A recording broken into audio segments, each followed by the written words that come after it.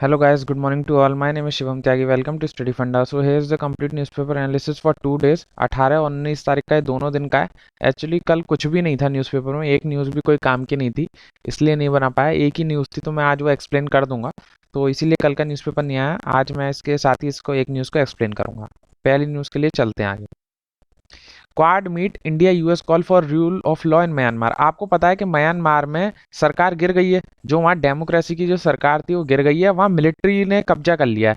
तो इंडिया वाले भी यही चाहते हैं कि मिलिट्री ना रहे, क्योंकि आपको पता है India is a world largest democracy. India जो सबसे बड़ा लोकतंत्र देश है, तो इंडिया यही चाहता है कि जितने भी हमारे नेबरिंग कंट्रीज हैं वो भी डेमोक्रेसी में रहे. म्यांमार में आपको पता है क्या हुआ है. तो अब किसकी बात हो रही है? क्वाड की. क्वाड से ऑलरेडी सवाल बन चुका है. सीडीएस इसी साल जो अभी एग्जाम हुआ था जनवरी में, उसी से सवाल हुआ है. मैं समझा समझा के थक गया, फिर भी बच्चे गलत कर आए होंगे. क्वाड में कौन कौन आता है याद रखेंगे. यूएस, जापान, ऑस्ट्रेलिया और इंडिया, ये चार हैं जो क्वाड ग्रुप का पार्ट हैं. तो अभी ये चारों ऐसा चाह रहे हैं कि इधर रूल ऑफ लॉ आ जाए म्यांमार. अपने काम का और कुछ नहीं है, बस अपने काम का क्वाड था जो मैंने बता दिया आपको, और इसमें अपने काम का कुछ नहीं है. आगे चलते हैं.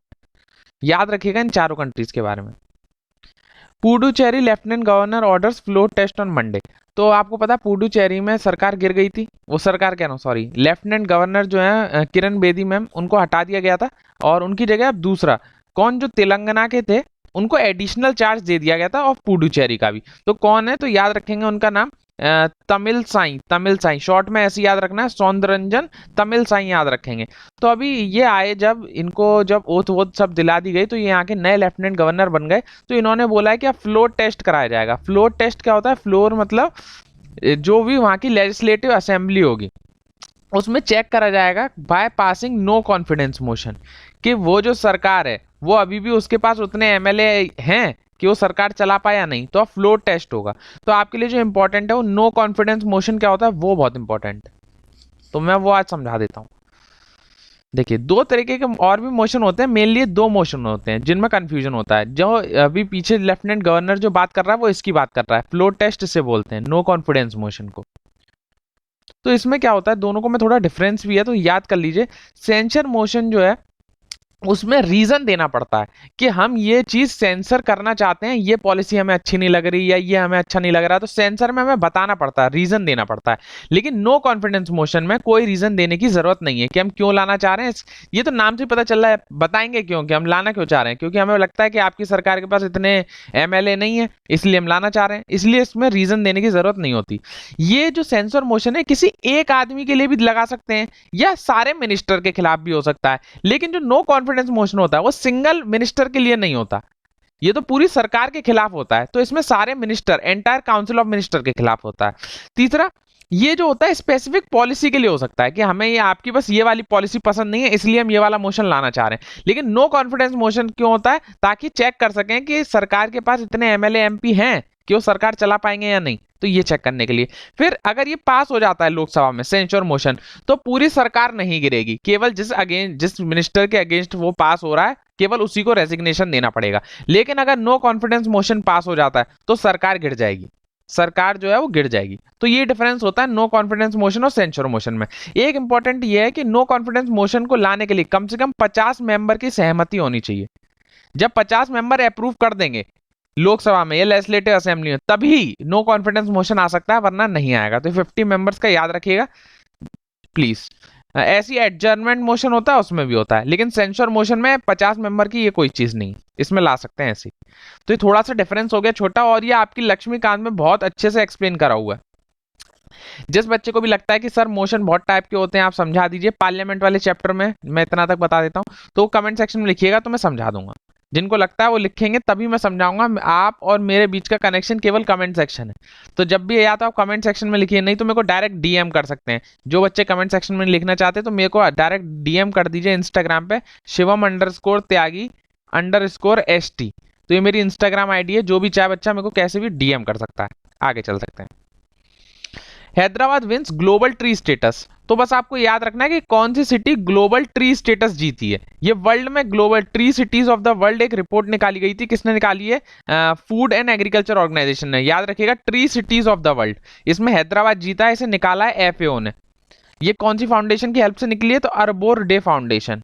Please remember. ये इतना डिटेल में वैसे जाएगा नहीं, एफओ ही पूछा जा सकता है। और ये सबसे ज्यादा तो यही पूछेगा कि कौन जीता है global tree city status, tree city. तो अभी हैदराबाद जीता है, प्लीज रिमेंबर, और कुछ नहीं पूछा जाएगा, नॉट दैट इंपॉर्टेंट। जो इंपॉर्टेंट है वो हैदराबाद का नाम है, एफएओ इंपॉर्टेंट है और ट्री सिटी स्टेटस, ये बस। आगे चलते हैं। Centre correcting historical mistake for neglecting Assam. तो अभी पीएम मोदी ने वर्चुअली लॉन्च करा है वाटर कनेक्टिविटी प्रोजेक्ट, उसका नाम बस आपको याद रखना है, प्लीज रिमेंबर, महाबहु, महाबहु ब्रह्मपुत्र। ये क्या है कि ये multi modal water connectivity project है, इसमें बहुत सारे ब्रिजेस बनाए जाएंगे अक्रॉस रिवर। ये बस कहाँ बनना है, महाबहु, महाबहु, हाँ यही नाम है, महाबहु ब्रह्मपुत्र। ये बन रहा है आसाम में, बस आपको इतना याद रखना है। ये क्या चीज है, तो ये वाटर कनेक्टिविटी प्रोजेक्ट है। कोई पूछ लेता है क्या चीज है, तो वाटर कनेक्ट करने के लिए एक प्रोजेक्ट है। इसमें बहुत सारे हम डैम्स बनाएंगे, बहुत सारे जो ऊपर ब्रिजेस हैं वो बनाएंगे अक्रॉस रिवर्स। तो आपको बस ये याद रखना है और कुछ याद नहीं रखना है। अपने को पॉलिटिकली नहीं जानना है कि सेंटर, अभी मोदी साहब कह रहे हैं कि हम सेंटर की जो मिस्टेक थी, हिस्टोरिकल मिस्टेक, उसको सही कर रहे हैं, तो अपने काम की ये चीज नहीं है। अपने काम का ये है, तो वो मैंने आपको बता दिया। बाकी की न्यूज एकदम बेकार है, अपने बेकार इन द सेंस अपने एग्जाम के लिए इंपॉर्टेंट नहीं है। आगे चलते हैं। No role in Tamil Nadu government quota decision centre till Supreme Court. देखिए, ये आपने थोड़ा सुना भी होगा इसके बारे में। पहले मैं थोड़ी हिस्टोरिकल बैकग्राउंड दूंगा, तब ये मैं न्यूज़ के बारे में आपको तभी समझ में आएगा इसमें क्या बात हो रही है। आपको पता है हमारे यहाँ शेड्यूल्स हैं पहली बात। तो हमारा 9 शेड्यूल क्या था, 9 शेड्यूल बना कब था? पहली बात तो ये क्वेश्चन आता है, 9 शेड्यूल बना कब था? तो 9 शेड्यूल कब बना था? ये लैंड से रिलेटेड है, आपको पता है किससे रिलेटेड है? ये बना था फर्स्ट कॉन्स्टिट्यूशनल अमेंडमेंट एक्ट से। प्लीज रिमेंबर, 9 शेड्यूल कब बना था? First constitutional amendment act 1951। तो 9 शेड्यूल में क्या हुआ था, ये सरकार इसलिए बनाई थी, अगर सेंटर का कोई लॉ या स्टेट का लॉ, हम जैसे सेंटर ने कोई लॉ बनाया और स्टेट ने कोई लॉ बनाया और उस लॉ को उन्होंने 9th शेड्यूल में डाल दिया, तो उस पे ना जुडिशियल रिव्यू हो सकता है, ना वो कोई भी चीज वो कोर्ट में चैलेंज भी नहीं हो सकती। ये था 9 शेड्यूल बनाने का असली मकसद, कि हम कोई भी सेंटर का लॉ या स्टेट का लॉ अगर हम 9 शेड्यूल में डाल देंगे तो उस पर ना को जुडिशियल रिव्यू होगा, ना उसे कोर्ट में चैलेंज किया जाएगा। पहली चीज तो ये। लेकिन बाद में जाके क्या हुआ, जब इसमें बहुत सारे साल हो गए, तो इसमें ये क्या कहते हैं, इसमें कॉन्स्टिट्यूशनल अमेंडमेंट हुआ। वो आप मेरे को बताएंगे कौन सा कॉन्स्टिट्यूशनल अमेंडमेंट हुआ था जिसमें ये डिसाइड हो गया था कि 9 शेड्यूल पे भी जुडिशियल रिव्यू होगा। ये हो चुका है, ये पहला केस था। इन्होंने 9 शेड्यूल इसलिए बनाया था ताकि उस पर ना जुडिशियल रिव्यू हो, ना उसमें हम कोर्ट में जा सकें। तो अगर सेंटर की कोई बेकार पॉलिसी होती थी या स्टेट की कोई ऐसी पॉलिसी होती थी जो अगेंस्ट होती थी, तो वो उसे 9 शेड्यूल में डाल देते थे। फिर 9 शेड्यूल में क्या होता था कि कोर्ट में जाने का सिक्का ही खत्म हो जाता था। तो इसीलिए फिर इस पर कॉन्स्टिट्यूशनल अमेंडमेंट हुआ और 9 शेड्यूल को भी अब जुडिशियल रिव्यू में रखा गया है। प्रेजेंट का टाइम ये है, अगर कोई पूछता है कि अब 9 शेड्यूल में जुडिशियल रिव्यू हो सकता है कि नहीं, तो हाँ अब हो सकता है। तो उस टाइम क्या हुआ था कि तमिलनाडु स्टेट ने क्या करा था कि 69% रिजर्वेशन दे दिया था। उसी टाइम 69% रिजर्वेशन दे दिया था, और जो वहां की कास्ट है, डिफरेंट कास्ट इन एजुकेशन में और अपॉइंटमेंट्स में, पूरे में। लेकिन आपको पता होगा Indira Sahni case very famous case है। इसमें क्या बोला है सुप्रीम कोर्ट, क्या बोला है कि कोई भी स्टेट या कैसा भी है वो 50% से ज्यादा कोटा नहीं देगा। 50% कोटा रिजर्व कर रखा है, आपको पता है 27% जो है वो ओबीसी के लिए। इसके अंदर क्या हुआ था, इंदिरा साहनी केस में ये बोला गया था कि 50% से ज्यादा रिजर्वेशन नहीं होना चाहिए किसी भी जगह पे। लेकिन अब ये अपोजिशन में आ गया कि तमिलनाडु में जो 69% रिजर्वेशन है, तो ये जो इंदिरा साहनी में जो केस का जजमेंट आया, तो इसकी एकदम विपरीत बात हो गई। तो तमिलनाडु वाली गवर्नमेंट ये बोली कि जो हमने 69% का रिजर्वेशन का जो हमने रखा है, हमने 9 शेड्यूल में रखा था और तब इस पे जुडिशियल रिव्यू नहीं हो सकता था, तो इसे ऐसे ही रखा जाए, इसे चेंज ना करा जाए। तो इसीलिए उन्होंने, सुप्रीम कोर्ट ने जो है वो सेंटर से पूछा था कि आप इस बात को मानते हैं तमिलनाडु की या नहीं। तो सेंटर ने सीधे सीधे मना कर दिया कि इस चीज में हमारा कोई रोल नहीं है, क्योंकि किसको जोड़ना है या किसको निकालना है ये स्टेट लिस्ट में रखा गया है। मतलब इंक्लूजन करना है या एक्सक्लूजन करना है किसी कास्ट का, वो स्टेट लिस्ट में है, ना कि सेंटर की लिस्ट में, ना कॉन्करेंट लिस्ट में। इसलिए इसमें सेंटर का कोई रोल नहीं है। सेंटर ने साफ साफ मना कर दिया। अब सुप्रीम कोर्ट जो बोलेगी वो देखा जाएगा। कुछ बच्चे बोलते हैं कि या एग्जाम में पूछा जाता है कि राइट टू रिजर्वेशन कि हम बोले कि हमारा रिजर्वेशन का राइट है, हम तो भाई एससी में आते हैं, तो हम अपनी सरकार से बोले कि हमें रिजर्वेशन दो ही दो, तो ये राइट टू रिजर्वेशन जो है वो एक फंडामेंटल राइट नहीं है। पहली चीज याद रखिएगा, राइट टू रिजर्वेशन जो है वो फंडामेंटल राइट नहीं है। हाँ, आपकी सरकार बोलती है कि हम आपको अगर दे रहे हैं कि हाँ हम अपने यहाँ एससी को इतना प्रतिशत हम उसे कोटा दे रहे हैं, तो हाँ आप अधिकार है, लेकिन आप सीधे सरकार से नहीं बोल सकते कि हमें रिजर्वेशन का अधिकार दो। रिजर्वेशन का अधिकार फंडामेंटल राइट नहीं है। सरकार चाहे तो दे, सरकार चाहे तो ना दे। तो ये टोटल पूरा मैटर था जो मैंने आपको बताया। क्या तमिलनाडु की क्या कंडीशन है, अभी क्या इसमें सब डिटेल में लिखा हुआ है वो मैंने आपको हिंदी में बता दिया बैकग्राउंड में जाके। इसमें देखिए क्लियरली लिख रहा है 50% लिमिट जो है वो Indira Sahni case. Already CAPF में पूछ चुका है कि 50% की जो लिमिट थी वो किस केस में बोला गया था, तो याद रखेगा इंदिरा साहनी केस। ये हो गया आपका पूरा। ये आगे चलते हैं। व्हाट इज नाइन्थ शेड्यूल, अब मैंने यहाँ लिख भी दिया। देखिए नाइन्थ शेड्यूल में वही लिस्ट थी, list of central and state law जिनको हम चैलेंज नहीं कर सकते थे कोर्ट में। ऐसे 280 मामले हैं जो जुडिशियल रिव्यू से बाहर हो गए थे। ये कब ऐड हुआ था, तो 1951 फर्स्ट कॉन्स्टिट्यूशनल अमेंडमेंट एक्ट से ये नाइन्थ शेड्यूल ऐड हुआ। इससे दो नए आर्टिकल बने थे, 31B और 31A। ये मेनली था किस लिए, ताकि हम जो गवर्नमेंट जो है वो प्रोटेक्ट कर सके। पहले क्या था, जमींदारी लॉ थे, तो जमींदारी लॉ को प्रोटेक्ट करने के लिए सरकार ने ये बनाया था कि जमींदार को हम प्रोटेक्ट कर लेंगे। जमींदार के लिए हम लिख देंगे कि आपकी लैंड बेची नहीं जाएगी या इन जमींदारों की लैंड किसी को आवंटित नहीं होगी, इसलिए हम उसे 9 शेड्यूल में रख देते हैं, इसीलिए बनाया गया था। फिर ये एग्रीकल्चर पर्पज से बनाया था, वो तो मैंने आपको बता दिया। देखिए यहाँ लास्ट पॉइंट आप ध्यान से देखिए, Tamil Nadu law that provide 69% reservation in the state is a part of this schedule. तो तमिलनाडु ने ये चालाकी करी कि ये 69% रिजर्वेशन दिया और उसे 9 शेड्यूल में डाल दिया, तो फिर इसका कभी जुडिशियल रिव्यू हो नहीं पाया। और जब इसमें जुडिशियल रिव्यू होना शुरू हुआ तब तमिलनाडु ये बोला कि ये लॉ तो हमने पहले से बनाया हुआ है, तो इसमें अब जुडिशियल रिव्यू कैसे कर सकते हो आप, ये तो पहले से ही डला हुआ है ना। तो ये बात चल रही है। तो अब देखिए सुप्रीम कोर्ट का क्या फैसला आता है। ये टोटल मैंने 9 शेड्यूल के बारे में बता दिया। टोटल शेड्यूल अगर कोई पूछ लेता है तो ये शॉर्ट ट्रिक है, टीयर्स ऑफ ओल्ड पीएम, ये ट्रिक हो गई। आगे चलते हैं। डोंट सर्टिफाई की bills as money bill, Congress writes to Om Birla. अब ये क्या बात हो रही है, क्या बात कर रहे हैं। तो ओम बिरला, सबसे पहले आपको पता होना चाहिए ओम बिरला कौन है, तो स्पीकर ऑफ लोकसभा है। पहला क्वेश्चन तो ये बनता है who is speaker of Lok Sabha, तो ओम बिरला है।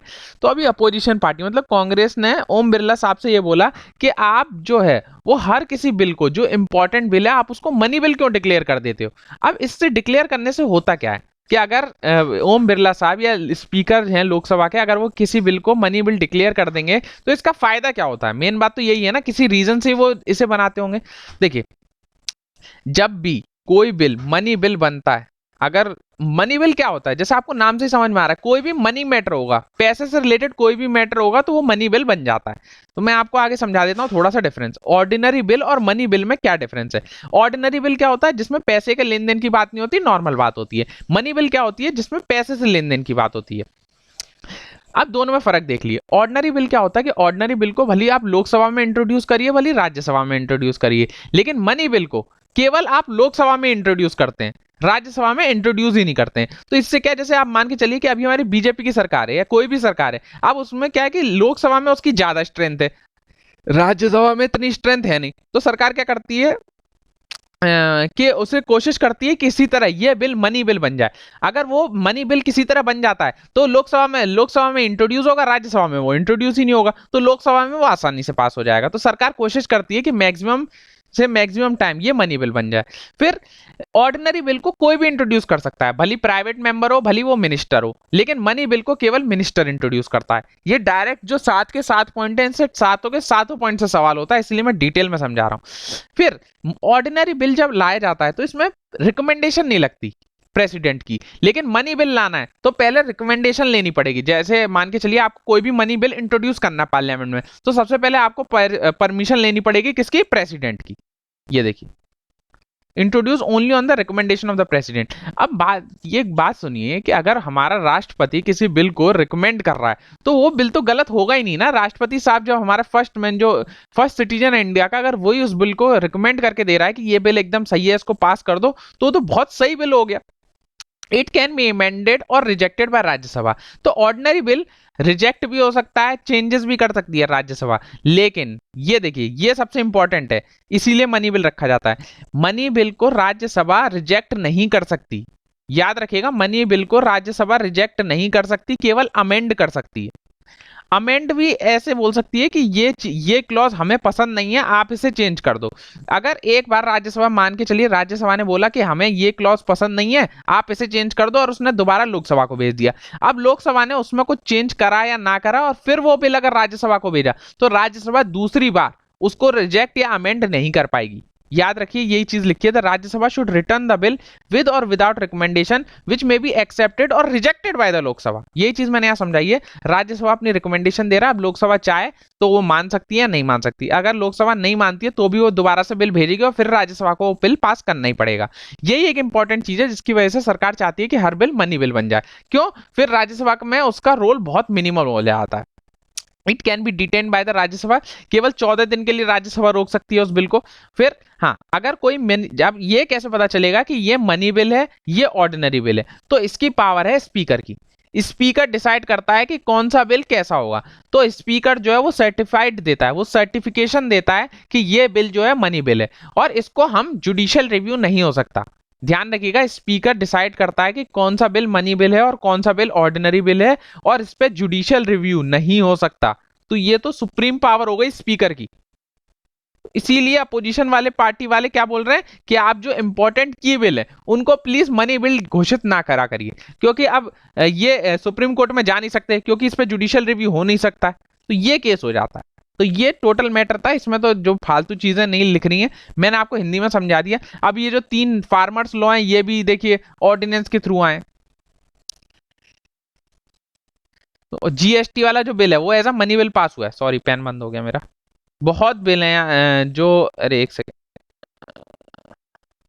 कुछ गड़बड़ हो गई। पेन एक तो चलते चलते रुक जाता है, देखिए। हाँ, तो जो हमारा जीएसटी वाला जो बिल है वो भी मनी बिल है, एफआरबीएम वाला जो बिल है वो भी मनी बिल है। तो बहुत सारे बिल हैं, जो एलआईसी में अमेंडमेंट होना है, आईपीओ ऑफर करने हैं, वो भी एक मनी बिल की तरह है। तो बहुत मनी बिल आते रहते हैं। इसीलिए जो अपोजिशन पार्टी है वो ये चिट्ठी लिखे हैं कि आप ऐसा ना करें। अब देखिए जो भी होता है, आगे चलते हैं। गवर्नमेंट डिनाइज लिंक बिटवीन चार धाम प्रोजेक्ट। बस आपको याद रखना है चार धाम प्रोजेक्ट कहाँ का है, तो उत्तराखंड का है। प्लीज रिमेंबर, और कुछ नहीं याद रखना है। Char Dham project is related to the Uttarakhand. आगे चलते हैं। हाँ, ये मैंने आपको कल परसों की न्यूज में बताया था कि पीएम मोदी जो है वो infrastructure project, 4 infrastructure project Kerala में लॉन्च करने जा रहे हैं। बस इनका रफ रफ नाम याद रखिएगा। पुगलकुर थिरुसूर पावर ट्रांसमिशन प्रोजेक्ट, फिर एक सोलर पावर प्रोजेक्ट है जो 50 मेगावाट का है खासरगोड में, और वाटर ट्रीटमेंट प्लांट है। ये बस स्मार्ट रोड है, inter command and control centre. ये टोटल शॉर्ट शॉर्ट याद रखिएगा। एग्जैक्ट लोकेशन कभी नहीं पूछेगा, स्टेट पूछेगा, केरला। लिख दिया मैंने, आया इसलिए, नॉट दैट इंपॉर्टेंट। आगे चलते हैं। US will pay over 200 million to WHO. WHO पहली बात बता देता हूँ, बनी कब थी? 1948 में बनी थी। जब ट्रंप साहब थे तो उन्होंने ये बोल दी थी कि हम अब डब्ल्यूएचओ में पैसा नहीं देंगे। आपको पता है डब्ल्यूएचओ में हर कंट्री को पैसा देना पड़ता है। तो ट्रंप साहब ने बोला कि हम इससे बाहर निकलना चाह रहे हैं और हम डब्ल्यूएचओ में अब कोई पैसा वैसा नहीं देंगे। लेकिन अब बिडेन साहब की सरकार आ गई तो उन्होंने बोली, अब उन्होंने सीधे बोल दी कि हम 200 मिलियन डब्ल्यूएचओ को देंगे। तो आपको बस याद रखना है कि यूएस जो है वो डब्ल्यूएचओ से बाहर नहीं निकल रहा। बिडेन साहब एकदम अपोजिट काम कर रहे हैं। जैसे ट्रंप साहब ने बोला था कि हम पेरिस क्लाइमेट डील से बाहर निकल जाएंगे, लेकिन बिडेन साहब ने बोला कि हम इसको भी ज्वाइन कर लेंगे। ट्रंप साहब ने बोला कि हम ईरान की जो न्यूक्लियर डील है, JCPOA, joint comprehensive plan of action, जो ईरान की न्यूक्लियर डील है उससे बाहर हो जाएंगे। बिडेन साहब ने बोला नहीं, हम इसको भी ज्वाइन कर लेंगे। तो जो ट्रंप साहब ने बोला अपोजिशन, बिडेन साहब उसके एक अपोजिट काम कर रहे हैं। तो सही भी है, थोड़ा इनसे बाहर निकलना तो बेवकूफ़ी थी। तो अब अच्छी बात है, दोबारा ज्वाइन हो रहे हैं। देखते हैं क्या होता है आगे। आगे चलते हैं। तो आज की न्यूज़ सारी कवर हो गई। I hope you like my lecture. और जो मैंने कल सवाल पूछा था उसका आंसर था 61 कॉन्स्टिट्यूशनल अमेंडमेंट एक्ट। इसमें डिसाइड हुआ था कि वोटिंग एज जो है वो रिड्यूस की जाएगी। Voting age reduce from 21 to 18। तो ये जो थी ये कल की न्यूज़ थी, को कल की न्यूज़ कह रहा हूँ जो मैंने आपसे सवाल पूछा था। तो आज का तो मैंने सच आपसे कोई सवाल नहीं पूछा, फिर भी मैं कुछ पूछ लेता हूँ मेरे को पूछने में सही लगता है कि आपका भी थोड़ा रिवीजन होता रहे। तो आज का सवाल, कुछ ध्यान नहीं आ रहा है, एक सेकंड। हाँ,